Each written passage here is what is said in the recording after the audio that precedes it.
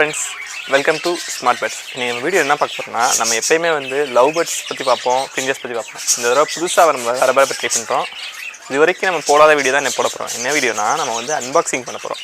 இது வரைக்கும் நம்ம அன்பாக்சிங் பண்ணும்போது எந்த வீடியோவும் போடவே இல்லை. நம்ம அப்படி பார்த்தோம்னாலும் புதுசாக பேர்டு வாங்கியிருக்கோம் சொல்லி லவ் பேர்ட்ஸ் பற்றி தான் பார்த்துருக்கோம். வேறு புது வெரைட்டி பற்றி பார்த்தே கிடையாது.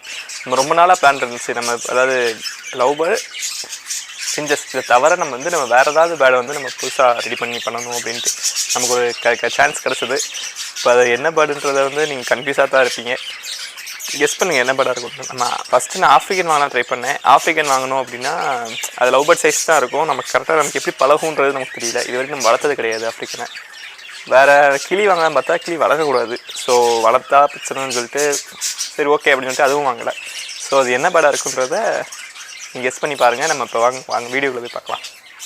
வெயிட் அதுக்கு முன்னாடி நம்ம அன்பாக்சிங் பண்ணிட்டோம். அது ஆக்சுவலாக என்ன பண்ணுறது எனக்கு தெரியும், உங்களுக்கு தான் தெரியாது. ஸோ வந்து நான் அன்பாக்சிங் பண்ண பிறகு அந்த இதை வீடியோ எடுத்துக்காட்டேன். அன்பாக்சிங் பண்ணுறது வந்து நம்ம வீடியோ பார்க்கல, ஓகேவா? ஸோ இப்போ வாங்க வீடியோவில் போய் பார்க்கலாம்.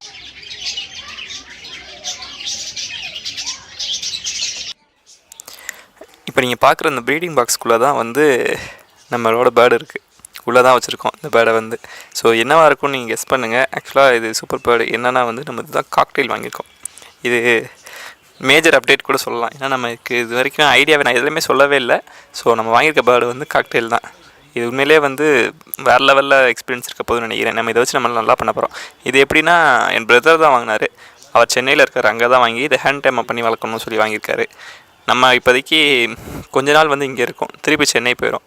அப்புறம் திருப்பி கொஞ்ச நாள் கழிச்சு ப்ரீடிங்காக திருப்பி இங்கே வரும். இது உண்மையிலே செம்ம க்யூட்னு கூட சொல்லலாம். இது ஆக்சுவலாக மேல் பேர்டாக இருக்க வந்து நிறையா வாய்ப்புகள் இருக்க மாதிரி எனக்கு தோணுது. ஏன்னா வந்து இதோட பிஹேவியர்ஸ் பார்க்கும்போது இங்கே அப்படி தெரியுது. எனக்கு காக்டெயில் பற்றி எக்ஸ்பீரியன்ஸ்லாம் கிடையாது. ஆனால் நான் பார்த்த வரைக்கும் பார்க்கும்போது இது மேல் பேர்டாக இருக்கலாம் அப்படின்னு தோணுது. ஏன்னா அதுக்கு டார்க் அந்த ரெட் கலர் இருக்கிற கண்ணத்தில் அதெல்லாம் டார்க்காக வருது இப்போவே. ஸோ பார்ப்போம், கொஞ்ச நாள் கழிச்சு தான் இப்படி இருக்க போது தெரியும். இது எப்படின்னா நமக்கு ஸ்டார்டிங் இந்த பேர்டு வாங்க போகும்போது 2 பேர்டு கொடுத்தாங்க. ஒன்று வந்து நார்மல் கிரே, இன்னொன்று வந்து சின்னமன் கொடுத்தாங்க. இது வந்து சின்னமன் நினைக்கிறேன், அது அப்படி தான் சொன்னாங்க. இது அதை நாங்கள் வாங்கும்போது ஒரு 15 டேஸ்க்கு முன்னாடியே வாங்கிட்டோம். அதாவது கரெக்டாக இது இப்போ பர்த்தாகி 15 டேஸ் டு ஒரு 18 டேஸ்க்குள்ளே இருக்குன்னு நினைக்கிறேன். அப்போ தான் வாங்கினோம். இதில் என்னென்னா நமக்கு புதுசாக வாங்குறவங்க யார் வேணால் காக்டெயில் வாங்கி வளர்க்கலாம். ஏன்னா அவங்களுக்கு வந்து காக்டெயில் வந்து கொஞ்சம் ஈஸியாகவே பழகிறக்கூடிய நிறையா சான்சஸ் இருக்குது. ஏன்னா ஆஃப்ரிக்கன் வளர்த்தா அது கொஞ்சம் சிறுசாக இருக்கனால அது கொஞ்சம் கஷ்டம். அதே மாதிரி நம்ம சன்கனூர் இந்த மாதிரி கொஞ்சம் ஹை வெரைட்டி போனால் ரேட் வந்து ரொம்பவே ஜாஸ்தி. நான் அதனால தான் அந்த மாதிரி போகல. எனக்கு ஏதாவது ஒரு பேர்டு வாங்கி வளர்க்கணும்னு ஆசை இருந்தது. ஸோ அதுக்கு வந்து நமக்கு எதிர்பாராமல் காக்டெயில் கிடச்சது. ஸோ இது கிட்டத்தட்ட ஒரு 2 மாதமாக இங்கே தான் இருக்கும்னு நினைக்கிறேன். நம்ம அதுக்குள்ளே வந்து இதுக்கு எப்படி ஃபீட் பண்ணணும், எப்படி வளர்க்கணும் எல்லாமே நம்ம நல்லா பார்த்து பழகிட்டோம் அப்படின்னா திருப்பி இது நமக்கு வெளியில் போனாலும் நம்ம வேறு ஏதாவது பேர்டு வாங்கி ஹேண்ட் டைம் பண்ணலாம். கொஞ்சம் ஈஸியாக இருக்கும். நமக்கு இது வரைக்கும் வளர்த்ததே கிடையாது காக்டெயில். இதுதான் வந்து நமக்கு லைஃப்பில் ஃபஸ்ட் டைம் கூட சொல்லலாம் ட்ரை பண்ணுறது. பரவாயில்ல, நல்லாவே இப்போ க்ரோ ஆகிருக்கு. இதை அது எப்படி நம்ம பழக்கணும் அப்படின்றத வந்து நம்ம கொஞ்சம் கொஞ்சமாக தான் வீடியோவில் பார்ப்போம். இப்போதைக்கு நம்ம ஹேண்ட் ஃபீடிங் தான் பண்ணிகிட்ருக்கோம் பேர்டுக்கு. நான் வேணால் நெக்ஸ்ட் டைம் வந்து இதுக்கு எப்படி ஹேண்ட் ஃபீட் பண்ணணுன்றதை டீட்டெயிலாக வந்து நான் ஒரு வீடியோ எடுத்து போடுறேன். அது கண்டிப்பாக யூஸ் ஆகும். ஏன்னா நான் இந்த சைஸில் வந்து ஹேண்ட் ஃபீட் பண்ணுறது தான் வந்து ஒரே வழி. அது செல்ஃப் ஃபீட் எடுக்காது. இன்னும் கிட்டத்தட்ட இன்னும் 10 டேஸாக நான் ஹேண்ட் ஃபீட் பண்ணி தான் ஆகணும். ஸோ பார்ப்போம். நான் நெக்ஸ்ட் வீடியோ வந்து அதை கூட ட்ரை பண்ணுறேன். இதுதான் நம்மளோட மேஜர் அப்டேட்டு. இது வந்து யார் வேணால் வளர்க்கலான்னு வச்சுக்கோங்களேன். எல்லாருக்குமே வந்து சூப்பராக பிடிக்கும். ஏன்னா பேர்ட் லவர்ன்றப்போ வந்து நம்மக்கிட்ட பேர்டு வந்து ரொம்ப அட்டாச்மெண்ட் வந்தால் எல்லாருக்குமே யாருக்கு தான் பிடிக்காது, எல்லாருக்குமே ரொம்ப பிடிக்கும். ஸோ இப்போ தான் நம்மளோட மேஜர் அப்டேட்டு. இது அதே மாதிரி இது பேர் என்னென்னா மிஸ்கின்னு பேர் வச்சுருக்காங்க. எதுக்கு அந்த பேர் வச்சுருக்காங்கன்னு தெரில. எனக்கு வந்து ரொம்பவே பிடிச்சிருக்கு. இது நான் ஆக்சுவலாக திருப்பி எப்படி கொடுக்க போகிறேன்னு தெரில. ஏன்னா நம்மளே ஃபுல்லாக பழகிட்டு கொடுக்குறது வந்து கொஞ்சம் கஷ்டமாக தான் இருக்கும். ஸோ அதை கொடுத்துட்டோம் அப்படின்னா நம்ம கண்டிப்பாக வந்து வேறு பேர்டு வாங்கி இதே மாதிரி ஹேண்ட் டைம் பண்ணி தான் வளர்த்தானோ. ஏன்னா அப்புறம் தான் நல்லாயிருக்கும். மேபி வாங்கும்போது ஃபீமேல் பேர்டை கூட ட்ரை பண்ணலாம் அடுத்து நெக்ஸ்ட் டைம் வாங்கும்போது. ஸோ வீடியோ பிடிச்சிருக்குன்னு நினைக்கிறேன். இதுதான் நம்மளோட மேஜர் அப்டேட் கூட சொல்லலாம். ஸோ சப்ஸ்கிரைபர் யாராச்சும் வந்து காக்டெயில் வளர்க்குறீங்க அப்படின்னா எனக்கு வந்து கமெண்ட் செக்ஷனில் சொல்லுங்கள். இந்த மாதிரி காக்டெயில் வளர்க்குறோம், எப்படி வளர்க்கலாம், ஏதாவது ஒரு டிப்ஸ் ஏதாவது சொல்லணும்னு நினச்சிங்கன்னா வந்து எனக்கு கமெண்ட் செக்ஷனில் சொல்லுங்கள். ஸோ தேங்க்யூ ஃபார் வாட்சிங். பாய். நெக்ஸ்ட் வீடியோவில் பார்க்கலாம். Hello friends, welcome to smart birds. நம்ம லாஸ்ட் வீடியோவில் பார்த்துருந்தோம். என்னென்னா வந்து நம்ம புதுசாக ஒரு காக்டெயில் பேர்டு வாங்கியிருக்கோம். அதாவது ஒரு 2 பேர்ட் காட்டினாங்க. அதில் நம்ம வந்து ஒரு பேர்ட் செலக்ட் பண்ணி வாங்கியிருக்கோம். இதை வந்து நம்ம ஹேண்ட் ஃபீடிங் பண்ணி பெட்டாக வளர்க்க போகிறோம் அப்படின்னு சொல்லிட்டு ஒரு வீடியோ பார்த்தோம். இது வந்து அந்த வீடியோ கண்டினியூஸ் தான். இதில் என்னென்னா ஹேண்ட் ஃபீடிங் வந்து எப்படி பண்ணணும், அதுக்கு எந்த மாதிரிலாம் நமக்கு எந்த ஃபுட்டு வந்து கொடுக்கணும் அப்படின்றதான் இந்த வீடியோவில் பார்க்க போகிறோம். இது ஆக்சுவலாக உண்மையில் நல்ல வீடியோ தான். அது மாதிரி நான் சொல்லியிருந்தேன், யார் வேணால் வந்து ஹேண்ட் ஃபீடிங் பண்ணி பேர்ட்ஸ் இது வளர்க்கலாம், நல்லாயிருக்கும் அப்படி சொல்லியிருந்தேன். ஆனால் அதுக்கு முன்னாடி என்ன சொல்கிறேன்னா, நம்மளால் பேட்ஸ் வாங்கி அதுக்கு கரெக்டாக ஹேண்ட் ஃபீட் பண்ண முடியும் அப்படின்னு நினச்சா மட்டும் இந்த மாதிரி சைஸில் வந்து சிக் எடுங்க. ஏன்னா மேக்ஸிமம் நமக்கு ஒரு இன்ட்ரெஸ்ட்டுக்கு எடுப்போம், ஆனால் உண்மையிலேயே வந்து அது ரொம்ப கஷ்டமாயிரும் வளர்க்க. ஏன்னா நமக்கு ஒரு நாளைக்கே வந்து நம்ம 4 தடவை 3 தடவை ஃபீட் பண்ணுற மாதிரி இருக்கும். நம்ம ஒர்க்குக்கு போயிட்டோம்னா நமக்கு வந்து அதை வீட்டில் இருக்க யாராவது ஒருத்தர் ஃபீட் பண்ணால் மட்டும்தான் வந்து நம்ம இதை ஒழுங்காக வளர்க்க முடியும். ஏன்னா நமக்கு இது வந்து பசி தாங்காது.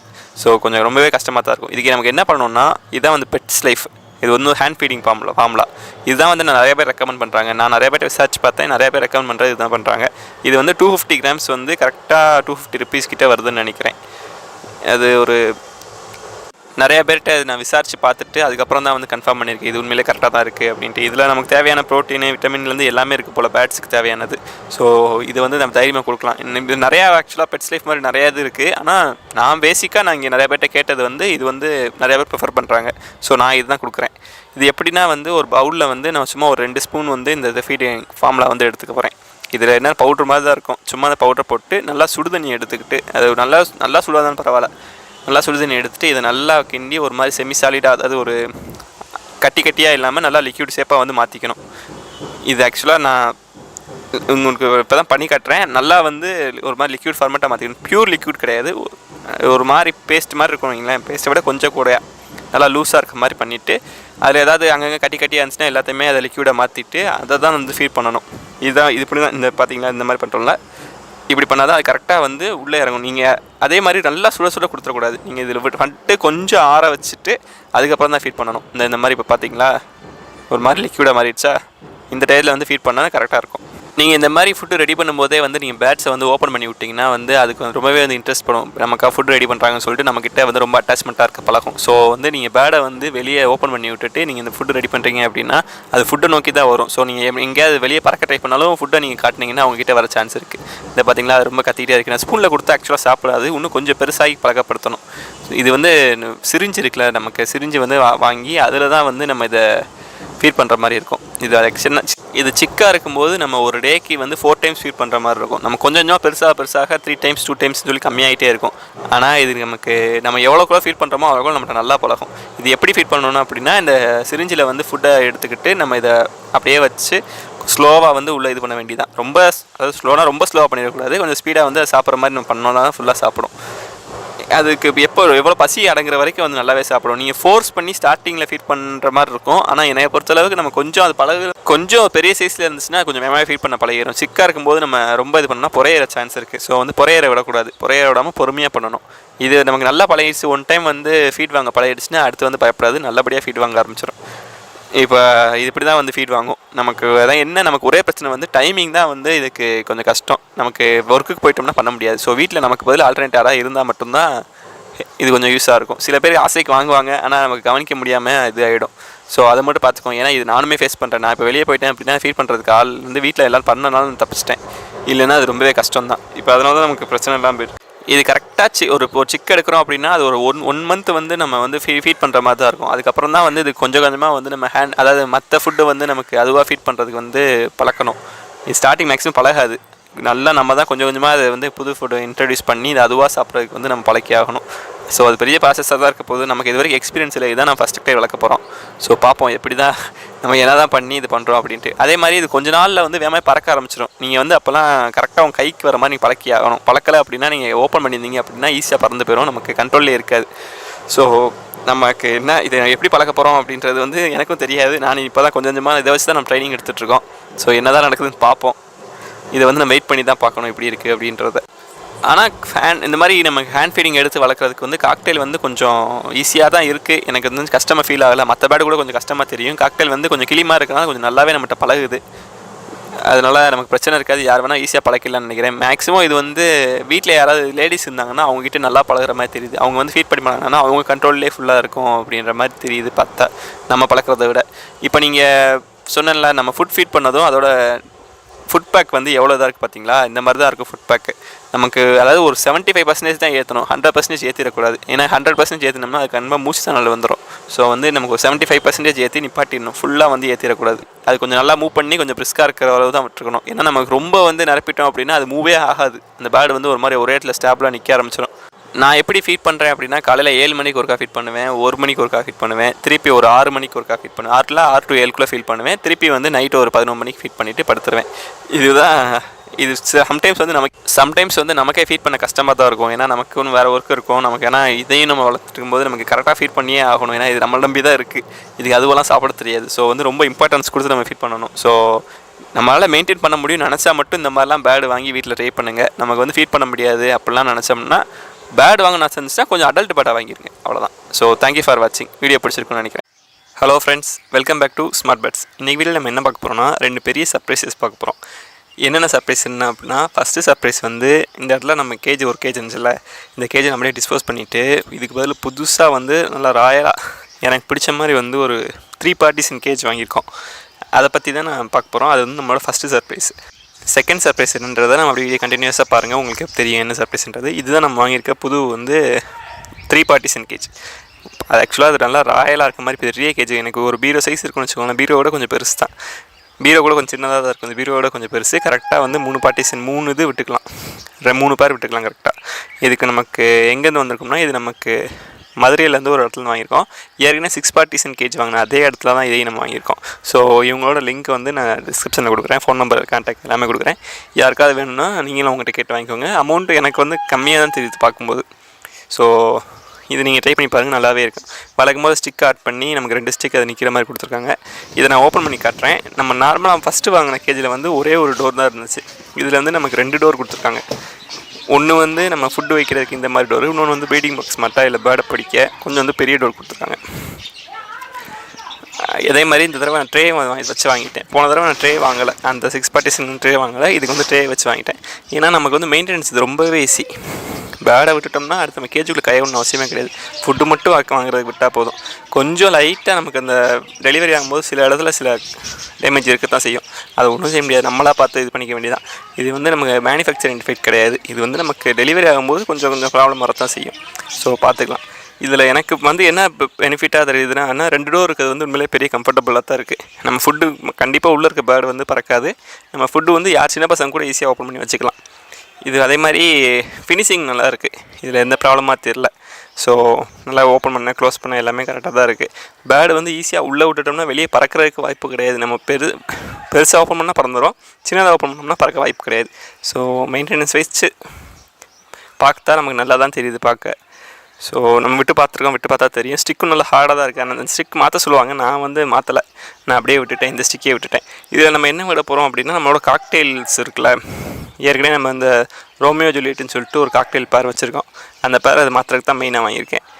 ஸோ பார்ப்போம். அது மாற்றுற வீடியோவை நான் எடுக்கலை, மாற்றின பிறகு நான் வீடியோவில் இருக்கும்னு நினைக்கிறேன். நீங்கள் அதை பாருங்கள், எப்படி இருக்குன்னு பாருங்கள். ஆக்சுவலாக நான் 2 வீடியோ போடுவேன்னு நினச்சேன். ஆனால் இப்போ நம்ம ஒரே வீடியோ வந்து 2 சர்ப்ரைஸையும் வந்து ஒரே வீடியோலேயே நம்ம சொல்லிடலாம் அப்படின்னு சொல்லி தான் பார்த்துருக்கேன். இந்த கேஜ் மெயினாக வந்து சன்கன்யூர் கூட விடலாம். இது வந்து காக்டெயிலுக்கும் சன்கன்யூருக்கும் கரெக்டாக இருக்கும். நல்லா பெரிய கேஜாக வாங்கிட்டேன். ஃபியூச்சரில் மேபி நம்ம சன்கன்யூர் வாங்கினா யூஸ் ஆகும்ல. ட்ரேயில் இருக்குது, ட்ரேயில் வந்து நம்ம டஸ்ட் ஆச்சுன்னா ட்ரேயை மட்டும் தட்டி விட்டு திருப்பி மாட்டிக்கிட்டோம்னா போதும். இதுக்கு நமக்கு ப்ராப்ளம் இருக்காது. நார்மலாக இருந்தால் நியூஸ் பேப்பர் வீட்டில் உரிச்சிட்டு நியூஸ் பேப்பர் எடுத்து வெளியே போட்டு அது தேவையில்லாத வேலை. அதுக்கு நம்ம ட்ரேனா நம்ம டக்குன்னு எடுத்தோமா தட்டினோமா முடிஞ்சு டக்குன்னு உள்ளத்துக்கு பார்த்தலாம். கேஜ் வந்து நம்ம எப்போ பார்த்தாலும் நீட்டாகவே இருக்கும். ஸோ ப்ராப்ளம் இருக்காது. இதுக்கு வந்து நான் ஸ்டீல் ராடும் சேர்த்து வாங்கியிருக்கேன். இது எதுக்குன்னா, நம்ம ஸ்டீல் ராட் போட்டு நம்ம ஃபேஸிங் ஏற்றி ஹைட் ஏற்றிடலாம் கேஜை. ஸோ கீழே வந்து நமக்கு கிரவுண்ட் ஃப்ளோரில் வைக்கணும் அவசியம் கிடையாது. நம்ம கொஞ்சம் ஹைட் ஏற்றிட்டோம் அப்படின்னா அது ஜஸ்ட்டு நம்ம கீழே வந்துடும், ட்ரேயில் வந்துடும். ட்ரே உருவாக்கும் நமக்கு வசதியாக. இதுதான் நம்மளோட செகண்ட் சர்ப்ரைஸு. இது வந்து எனக்கு தெரிஞ்ச பெரிய சர்ப்ரைஸ். ஏன்னா வந்து நம்ம இன்னொரு காக்டெயில் பேர் வேறு வாங்கியிருக்கோம். இந்த பேர் ஆனால் வந்து நமக்கு லுட்டினோவில் வாங்கியிருக்கோம். ஸோ 2மே லுட்டினோ கிடையாது. ஒன்று வந்து லுட்டினோ, இன்னொன்று வந்து கொஞ்சம் பேர் மாதிரி இருக்கும். ஆனால் 2மே பார்க்க ஒன்று ஒயிட்டு ஒன்று எல்லோ கலராக இருக்கும். ஸோ இது வந்து ஒரு பெரிய அப்டேட் தான் சொல்லணும். ஏன்னா நம்ம ஒரு மினி ஃபார்ம் மாதிரி வைக்க போகிறோம். அந்த ஃபார்முக்கு வந்து இது ஒரு பெரிய அப்டேட் தான். இப்போ வந்து நான் பேடை வந்து நான் உள்ளே விட்டுட்டேன். ஸோ மேலே இருக்கிறது வந்து நம்ம புதுசாக விட்டுருக்க பேர், செகண்ட் இருக்கிறது வந்து நம்ம ரோமியோ ஜூலியட்னு சொன்னது, தேர்டு வந்து நமக்கு மிஸ்கின். இப்போ இதுதான் நம்ம புதுசாக வாங்கியிருக்க நம்ம காக்டெயில் பேர்டு. இது ஆக்சுவலாக ஸ்டார்டிங் நம்ம விடும்போது கொஞ்சம் அமைதியாக இருந்துச்சு. ஆனால் சூப்பராக பழகுது, நல்லா இந்த பக்கம் அந்த பக்கம் பழகுது. எனக்கு ரொம்ப பிடிச்சிருக்கு இந்த பேர்டு. ஆக்சுவலாக இந்த கலருக்கு வந்து இதுக்கு தான் நம்ம ரோமியோ ஜூலியட் பேர் வச்சுருக்கணும். நம்ம மாற்றி அதுக்கு பேர் வச்சிட்டோம். ஸோ எனக்கு ஒரே கன்ஃபியூஸாக தான் இருக்குது, என்ன பேர் வைக்கலாம் அப்படின்றத கமெண்ட் செக்ஷனில் சொல்லுங்கள். இது வந்து நமக்கு அந்த கேஜில் விட்டோம்ல, அது நமக்கு சரியாக தெரிஞ்சிருக்காது. இதில் பார்த்திங்கன்னா உங்களுக்கு சூப்பராகவே தெரியும். இது நல்லா ஆக்டிவாக இருக்குது இந்த கேஜில் விடவும். ஸோ நான் அந்த கேஜில் கூட கொஞ்சம் ஆக்டிவாக இல்லை, இதில் வந்து நல்லாவே இதாகிடுச்சு. இதுக்கு நம்ம கூடிய சீக்கிரம் ப்ரீடிங் பாக்ஸ் மாட்டிடலாம்னு நினைக்கிறேன். இது ஒரு 2க்குமே 1 மாதம் டைம் விட்டு ப்ரீடிங் பாக்ஸ் மாட்டிடலாம். ஸோ கண்டிப்பாக செட் ஆகிடும்னு நினைக்கிறேன். எனக்கு வெளியிலேருந்து பார்க்க சூப்பராக ஒரு மாதிரி சூப்பராக ஃபீலாக இருக்குது. அடுத்து நம்ம பார்க்க போகிறது இதுதான் நம்ம தலைவன் மிஸ்கின். இவ்வளோ தனியாக தான் இருக்காப்புல. இதுக்கு நமக்கு இப்போதைக்கு ரொம்ப சிக்கு தான் இதுக்கு இப்போதைக்கு தனியாகவே இருக்கட்டும். இதுக்கு எப்படி ஒரு 6 மாதம் கழித்து நம்ம அதை வாங்கி விடலாம். இப்போதைக்கு தேவையில்லை. மேபி சிக்கு மேலே எதாவது பொறுச்சுன்னா நம்ம கூட சேர்த்து விட்டுருக்கலாம் இப்போ. ஸோ அது வரைக்கும் சார் தனியாகவே இருக்கட்டும். இது மேல் தான் ஆக்சுவலாக. இதுவும் நல்லாவே இது நம்ம ஃபஸ்ட்டு சின்ன கேஜில் இருந்துச்சு. இப்போ இந்த கேஜில் மாற்றி மாற்றி அந்த பக்கம் பறக்கும்போது இதுக்கும் கொஞ்சம் கம்ஃபர்டபுளாக தான் இருக்கும். ஸோ வீடியோ பிடிச்சிருக்குன்னு நினைக்கிறேன். வீடியோ பிடிச்சிருந்தா லைக் பண்ணுங்கள், ஷேர் பண்ணுங்கள், சப்ஸ்கிரைப் பண்ணுங்கள். இன்னும் மற்றவங்களுக்கு யாருக்கா ஷேர் பண்ணணும்னு நினச்சிங்கன்னா ஷேர் பண்ணி விடுங்க. ஸோ அவங்களும் பார்த்தாங்கன்னா நல்லாயிருக்கும். தேங்க்யூ ஃபார் வாட்சிங். பை.